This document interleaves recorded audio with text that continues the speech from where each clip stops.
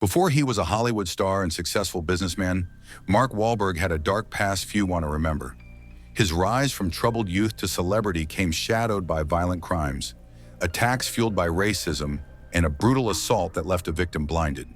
These are the hidden chapters behind the clean-cut image, the kind the tabloids rarely show. This is the story of Mark Wahlberg's violent past, the racist attacks, the hate crimes, and the shocking assault that still haunts his legacy. Mark Wahlberg grew up in the rough neighborhoods of Dorchester, Boston during the 1980s. It was a tough environment where gangs, drugs, and violence were common. Wahlberg's youth was marked by fights, trouble with the law, and brushes with racial tension.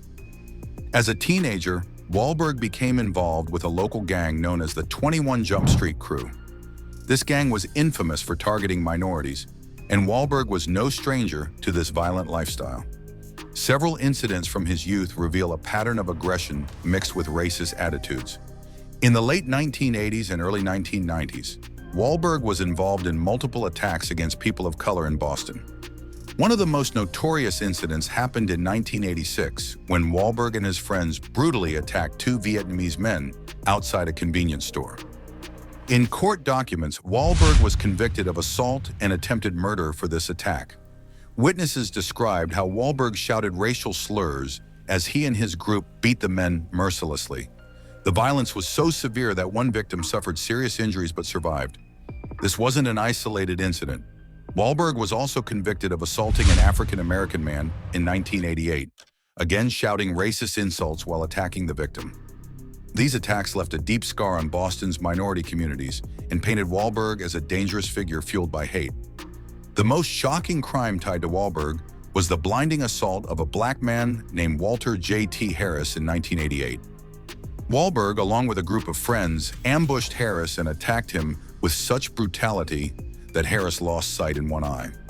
According to court records, Wahlberg and his crew chased Harris down and viciously beat him, again hurling racial slurs throughout the assault.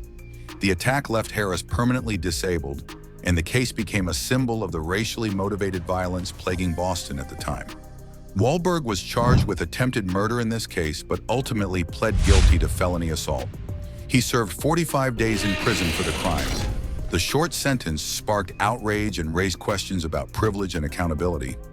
Wahlberg's early years are marked by a disturbing pattern, violent attacks driven by racial hatred. Despite his later public persona as a reformed star, these crimes reveal a much darker truth about his past.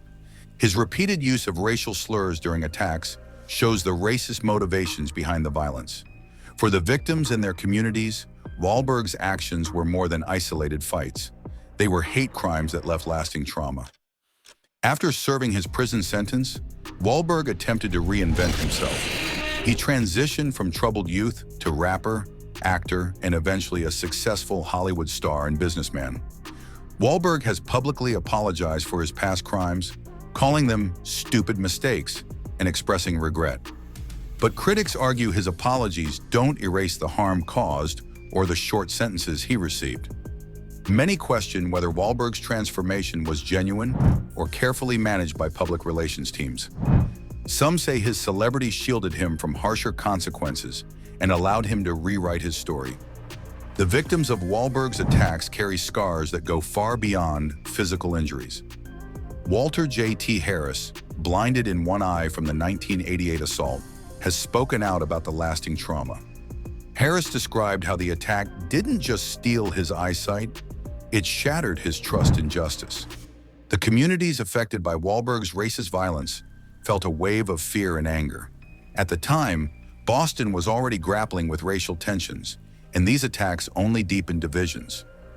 Local leaders condemned the violence, but also highlighted how Wahlberg's relatively light punishments underscored a systemic issue, how race and privilege influenced the justice system.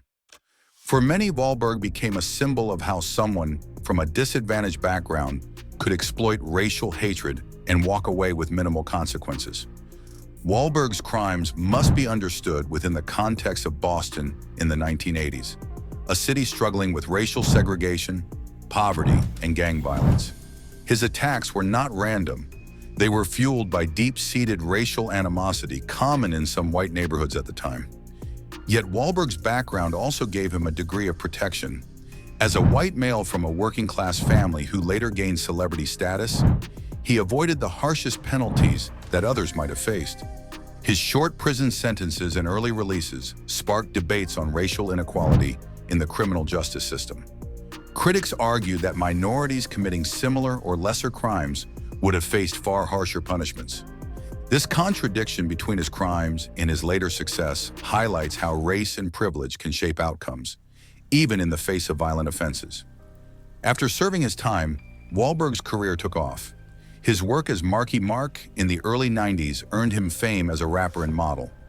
Soon after, he transitioned into acting, landing roles that showcased a different image, a tough but likable everyman. Hollywood embraced Wahlberg despite the known history. Some in the industry believed in second chances. Others argued his past was simply ignored or forgotten. His success raised uncomfortable questions. How does Hollywood decide who gets forgiven? Are celebrities held to different standards? For Wahlberg, it seemed the past was a closed chapter for most fans and producers. But for those who remember the victims and the communities he harmed, the wounds were far from healed. In the years since, Wahlberg has made several public apologies for his violent past. He has spoken openly about growing up angry and misguided, blaming his youth and environment. He claims to have changed and used his platform to promote positive causes. Wahlberg has supported youth programs, anti-violence campaigns, and spoken about the importance of growth and responsibility. Yet some critics see these efforts as surface level. They question whether true accountability means more than just words. For many, genuine redemption would require deeper acknowledgement and reparations for victims. Mark Wahlberg's story is a stark reminder that behind celebrity facades can lie troubling histories. His journey from racist attacks and brutal violence to fame and fortune is complicated and uncomfortable.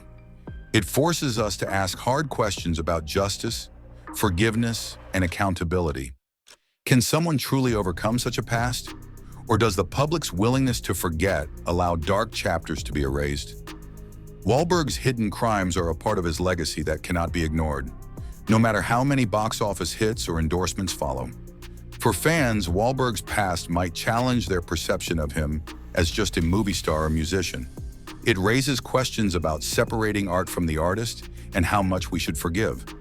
For society, his story highlights ongoing issues of racial violence, privilege in the legal system, and how fame can protect or obscure the truth.